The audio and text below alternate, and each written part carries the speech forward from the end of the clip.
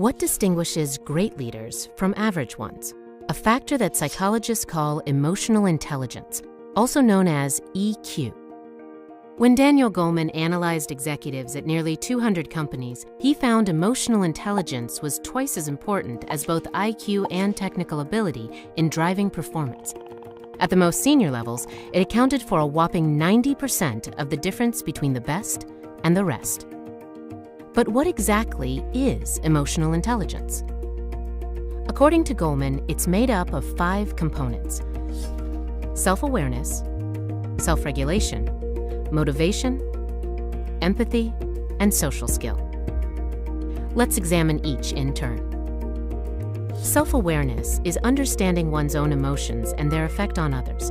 Self-aware leaders are confident and candid. They can realistically assess and talk about their strengths and weaknesses, often with a self-deprecating sense of humor.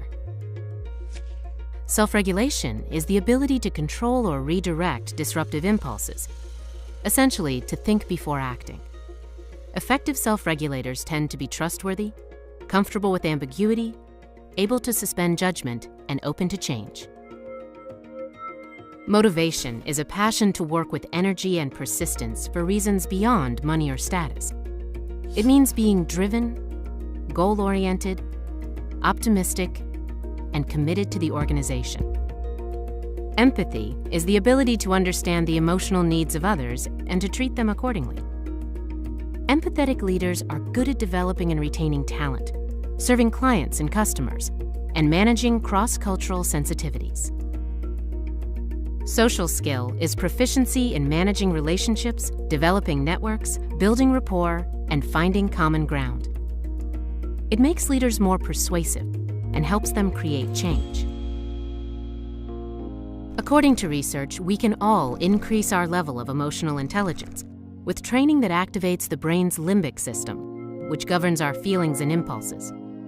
This works best in 3 steps: incentive, extended practice, and feedback. And because all the EQ components are interconnected, you'll find that improving in one area can help you do better in the others too. Consider an executive whose colleagues say she is low on empathy because she doesn't listen well. She checks her phone in meetings, sometimes interrupts people, and often glosses over or disregards differing points of view. When her boss points this out, the executive is surprised. In her view, she was just being efficient and direct. But the feedback incentivizes her to improve.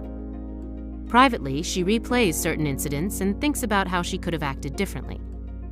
She also watches leaders who are good listeners and tries to mimic their behavior.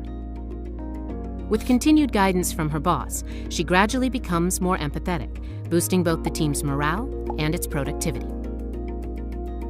There's no question that leaders still need raw intelligence and good technical ability, but that's a baseline. Great leaders must also have or develop the 5 components of high emotional intelligence: self-awareness, self-regulation, motivation, empathy, and social skill.